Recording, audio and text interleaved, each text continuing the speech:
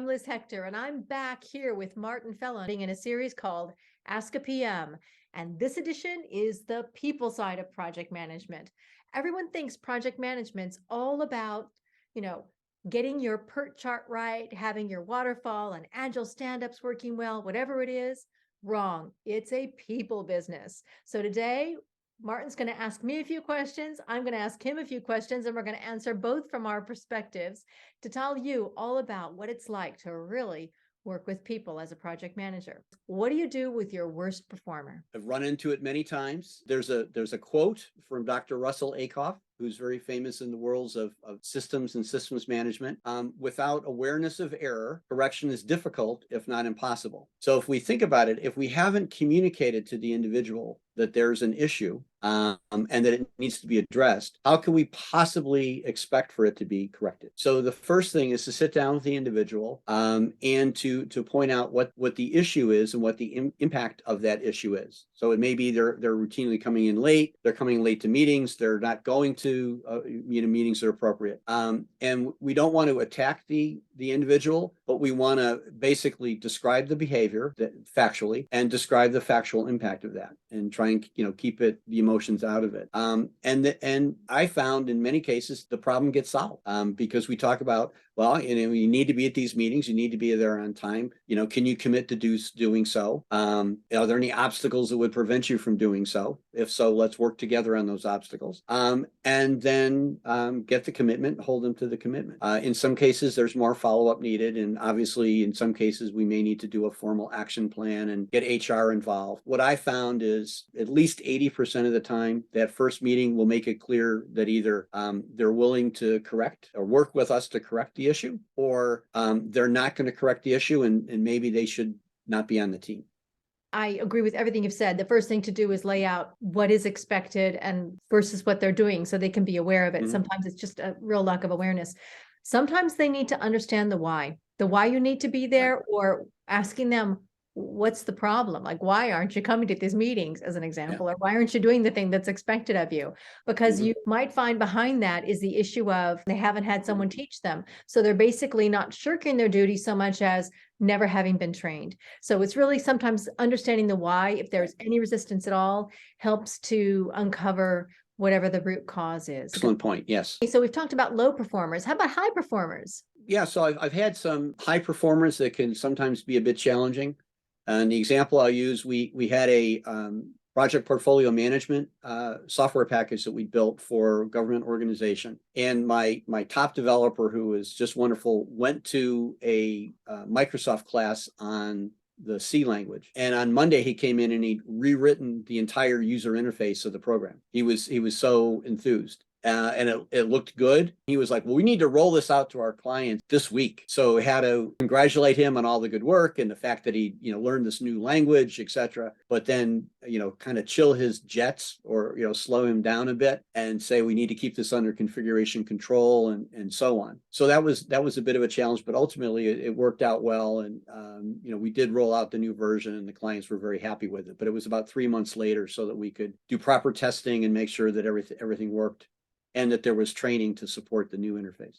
One of the things I also like that you talked about was making a plan for your people. And that really included really looking at long-term and what they needed to do. Can you talk a little bit about that? Absolutely. I was fortunate. I had a manager early in my career and had me lay out 3, 5, and 10-year professional goals. And then we mapped out what he needed to provide for me in terms of opportunities, outside education, and so on to reach those goals. And then at each of our, quarterly and annual reviews, we would go back to that and of course change it. Sometimes we get so focused on, the next hill that we have to climb or the latest and greatest technology that we don't look at what our longer career plans are. And in my case, I was going to go down one educational path that actually didn't make sense given my longer term career goals. And my mentor, was able to steer me onto the right track, and it worked out very well. I found mentorship to be really important. People who mentored me, and now myself as a mentor of others. Mentorship is a way that both people can learn. I really believe in the power of both the mentee and the mentor being in a learning moment and having the opportunity to get another view, a different kind of point of view. Sometimes you need that objective point of view to help you unlock your own potential. Absolutely. Couldn't agree more. You mentioned one to me now, so let's try that one. What happens if your team hates you? What do you do as a project manager?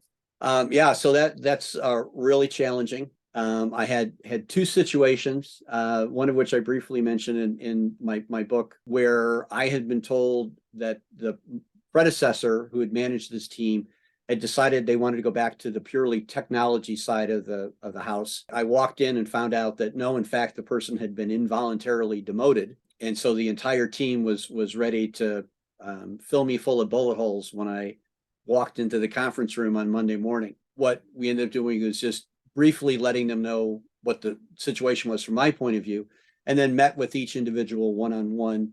We talked about, their plans, their goals, where they were, what challenges they had, and what I could do to help them with their immediate challenges. And by getting some quick victories that helped members of the team, for example, there was an overdue promotion, there was someone who had a problem with a raise that hadn't come through, and some other things.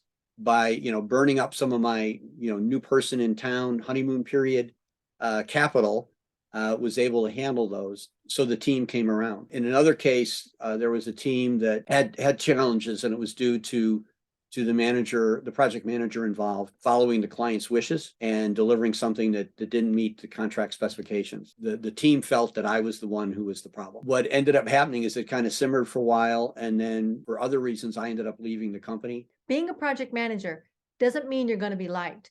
Of course, you don't want to be hated. It's not helpful. It's not a productive thing.